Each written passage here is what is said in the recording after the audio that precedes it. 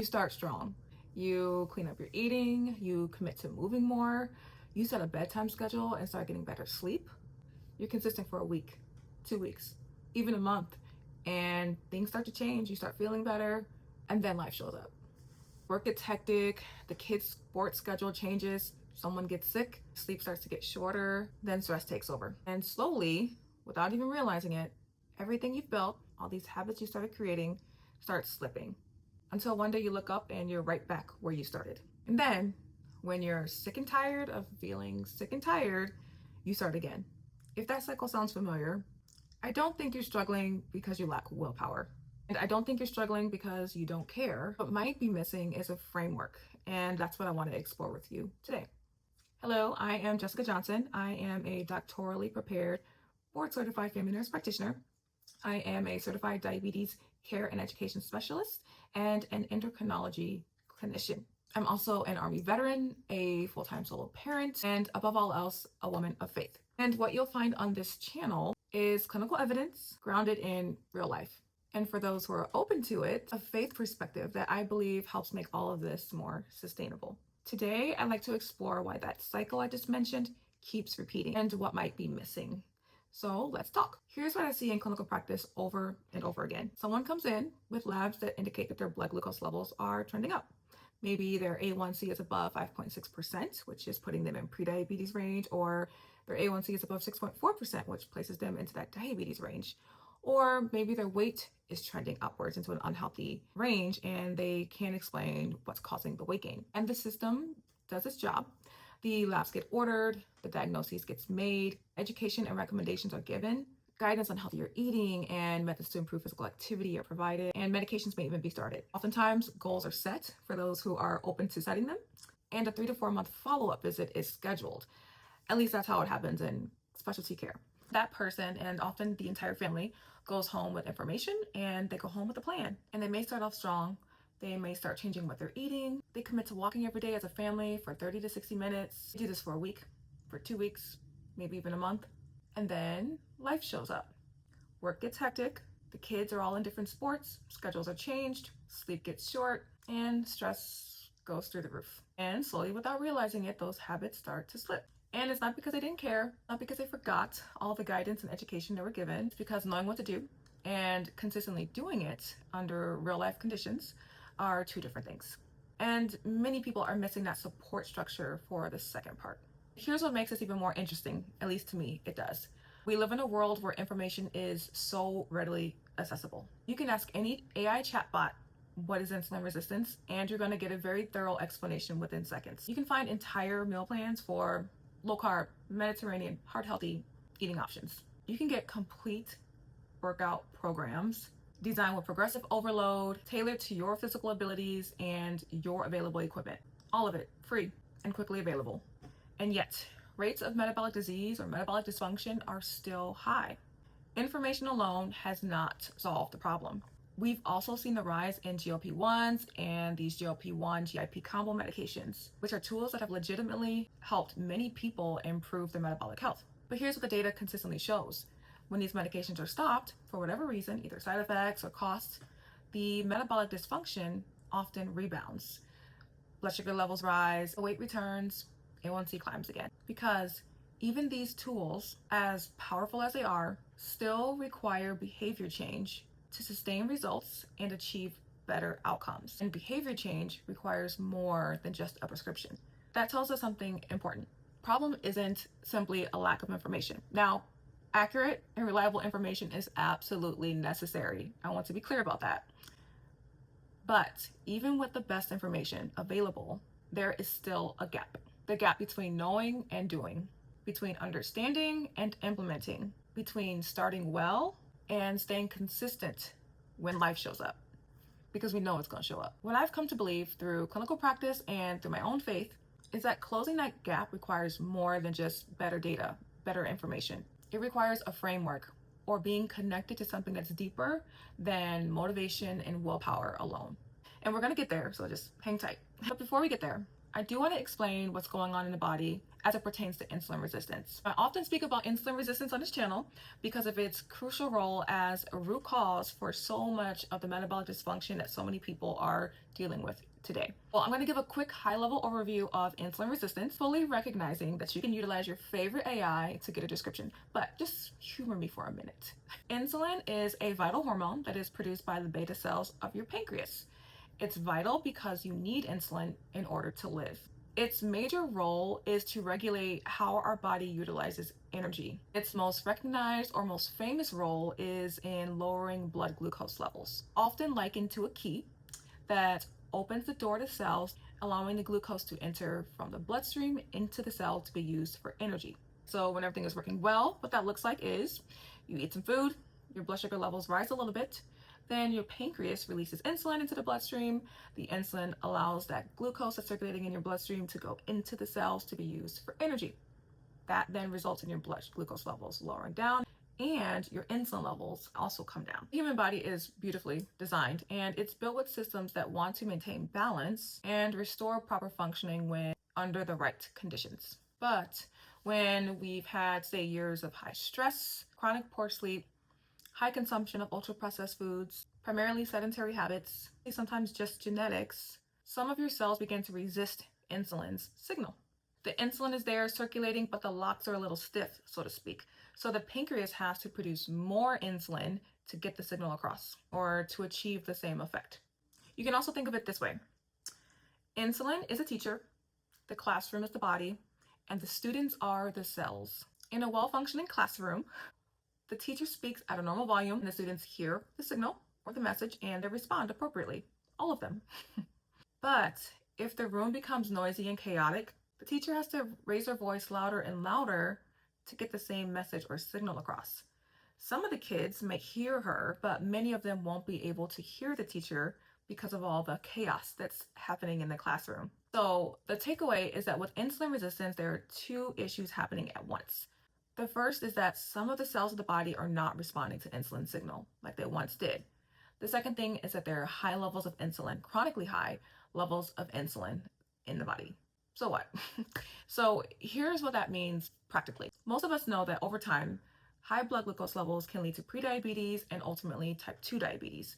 But insulin resistance extends well beyond that single pathway. Literature or research documents that insulin resistance is associated with metabolic syndrome, cardiovascular disease, hypertension, high cholesterol, obesity, metabolic associated steatotic liver disease, which is formerly known as non-alcoholic fatty liver disease, PCOS. There is also growing evidence linking insulin resistance to increased risk for cognitive decline. And there are some researchers that are referring to Alzheimer's disease as insulin resistance of the brain. And many of you may have even heard Alzheimer's disease being termed as type 3 diabetes because of its insulin resistance etiology or cause. Elevated insulin levels does have some signs, and for some individuals can also produce some symptoms. Remember how I said that insulin's major role is telling the body what to do with energy? Well, when insulin levels are high, the body shifts into building and storing mode, and we tend to store more adipose tissue, commonly known as body fat, particularly around the midsection.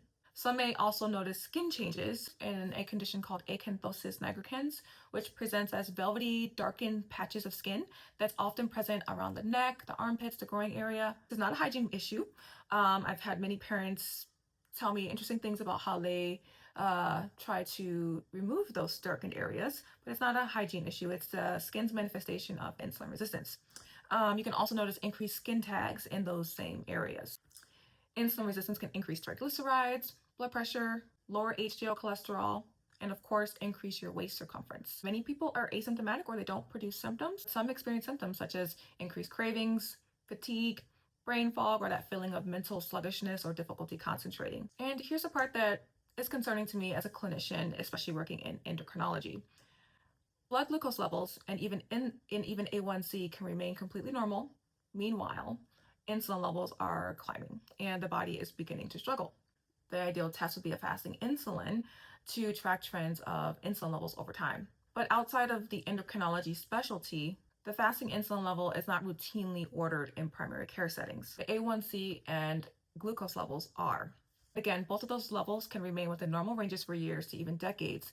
Meanwhile, insulin levels are climbing. Unfortunately, people can go a very long time without knowing that this is happening. They just know they feel off and that something might be wrong. It may even be told that everything looks fine because from a standard lab perspective, it does. But it's not fine, and more importantly, it doesn't have to progress. Insulin resistance can be reversed. Insulin resistance is highly responsive to lifestyle interventions. And that's good news. Diabetes prevention program showed that structured lifestyle intervention reduced progression to type 2 diabetes by 58%, outperforming medication alone. The body is, again, beautifully designed and wants to return to a state of homeostasis, built to adapt for better or for worse. For the better, it's built to heal when it's given the right inputs. And I hope that's encouraging to you if you are someone who is dealing with insulin resistance, that this condition can be reversed. I know as a clinician, it gives me hope for my patients when I share this information with them. But again, the body needs the right inputs, and it needs support with making these inputs a consistent part of real life, daily living. That is the part that is often missing. I want to share something deeper with you. There is a verse in 3 John, it's verse 2, that resonated with me. It's part of a personal letter from who many scholars believe to be the Apostle John. He's writing to a man named Gaius, someone who John loves and respects. Now, for context, Gaius was not a struggling believer searching for his footing. Actually, from the verses that follow, we see someone actively living out their faith. He's walking in truth, showing hospitality to traveling believers, and serving in ways that have been reported to John and brings John joy. And from that place, seeing a friend who's already living faithfully and purposefully, John opens his letter with this. Beloved, I pray that all may go well with you and that you may be in good health, just as it is well with your soul. I sat with that passage or that verse for a bit. For me, what came up from that verse was that it felt like it framed physical health not as a means in and of itself, not for performance, not for vanity or appearances, but as something that enables us to show up continually and fully for what we were called to do. Tending to our bodies in this light is not vanity, actually a form of faithfulness and good stewardship. So then I looked for commentary on this verse to see if I was off base here. Or Matthew Henry's commentary on this verse captures something that I find meaningful. He writes that John prays Gaius's body would prosper alongside his soul, that grace and health are two rich companions. Grace will improve health, health will employ grace. The soul's flourishing and the body's health are not separate outcomes. They support each other. And a healthy body gives grace a larger sphere of activity. So when I reread this in context, it felt like not just simply a common greeting, although maybe it is, but it felt like a sustaining prayer. John sees that Gaius is already walking so strong in his faith, and he prays that his body be strong enough to continue to carry that his physical health would support the life that his spirit was already living. And I also want to be clear about what I don't think this passage means, and then what I did not read in other commentaries. But when I was doing my research, I did hear this come up. Now, I don't think that John is teaching that spiritual health guarantees physical health. Additionally, Matthew Henry notes plainly that it frequently falls out that a rich soul is lodged in a frail body. Faithful people get sick, faithful people struggle. This verse is not a prosperity promise. John wants Gaius' outer life reflect the flourishing that's already happening from within. And I think those are different things. Now, if you see something different in this passage, I'd generally love to hear it. So drop a comment with what this verse means to you. And for those watching who don't share my faith, thank you for watching to this point. This research also speaks to a similar truth, but from a different angle. Now, there's a substantial body of evidence within the behavioral medicine field that shows that people with a strong sense of meaning, of purpose, and spiritual or communal connection tend to have better health outcomes. Research published in Mayo Clinic Proceedings and reviewed by Dr. Harold Koenig at Duke University documents associations between religious and spiritual engagement and low cardiovascular disease, better immune function, reduced cortisol levels, and higher rates of sustained healthy behaviors. This supports the notion that your inner life and your physical health are connected in ways that science continues to explore and document through literature. And yet this is exactly what tends to get left out of the standard clinical encounter. We measure your labs, we give you education, we create a plan, and we send you home with all the best intentions. And that's for probably some obvious reasons that area is not touched in your typical clinical encounters. If that area is addressed, it's usually through referral through social work or mental health channels. We rarely touch on the reality that one of the most powerful drivers of whether or not you actually implement that plan and sustain it often lives not in your pantry or at the gym, but lives within here. And I've sat with enough people within clinical practice to know that that struggle to sustain healthy habits is rarely just about information. It runs deeper. It touches identity. It touches shame. It touches that quiet but repetitive belief that maybe this is just the way things are, because these conditions run in a family, that your body is beyond repair, or that you've restarted one too many times to try again. I don't believe that. I don't believe that for myself, and I don't believe that for you. And the evidence doesn't support it either. Yes, we need the information as a foundation, but I believe we change through community, through specific guidance that meets us in our real lives, through having someone in your corner that can look at your specific situation and help you build a path that fits you. And for those of us in faith, it's through the grounding that comes from knowing that the care of this body is a part of something larger. It's not a vanity project, not a performance. It's a faithful act of tending to something that we've been entrusted with. So if information isn't enough and willpower isn't, then what is? I've been sitting with that question for quite some time through my clinical practice, through research, through my own experience navigating a very full life. It's a framework, a structured, evidence-based approach that is connected to something deeper than simply a plan, one that holds when life gets hard, as it so often does, because it's taking a holistic approach, accounting for the whole person. I've been developing this framework, and in my next video, I'm going to walk you through it. What it's built on, what it looks like in practice, and how to begin in a way that does not ask you to overhaul your entire life all at once. But before that video arrives, here is one thing that I would encourage you to do right now. Take note of your starting point. Pull out your most recent labs if you have them. Write down how you've been sleeping for the past week. How many hours, honestly? How rested you feel when you wake up? I know this one is touchy, but take a look at your food choices over the week, ideally, but at least over the last several days, without judgment and as honest as you can. Do a dietary recall. What are you eating? How much are you eating? How often are you eating? Are you noticing any emotional triggers? The clearer you can get, again, it's not for judgment's sake, the clearer you can get, the more informed you will be walking into this. Note what your physical activity actually looks like right now. Not what you intended to look like, but what does it actually look like now? And also ask yourself, who is genuinely in your corner for this health journey? Do you have the support of a spouse? Do you have support of close friends? What is your community like? Do you have a strong church community? Write it all down, because you can't manage what you haven't measured. Okay, so it's very important to see what your baseline is at.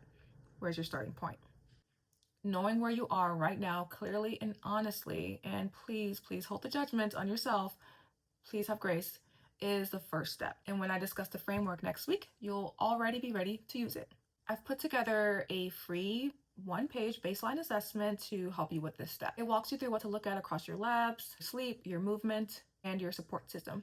The link is in the description below. So you can download it, fill it out, and bring it with you to next week's video. Now, I have 2 questions for you. First, which part of what I identified today felt most familiar? Was it the habit or the habits that keep slipping when life gets demanding? The labs that look fine but don't match how you feel? The exhaustion of navigating this without real support? Or something else entirely? What you share may actually shape what I bring to the channel. And second, if you're a person of faith, and even if you're not, I'd love to know what you took from 3 John verse 2. How did you interpret that verse? And what does it mean to you in the context of your health journey? Drop a comment. I would love to hear your perspective. If this video resonated with you, please subscribe and hit that notification bell. The next video is where we get practical. All right, I am so glad you're here, and I look forward to seeing you in the next one.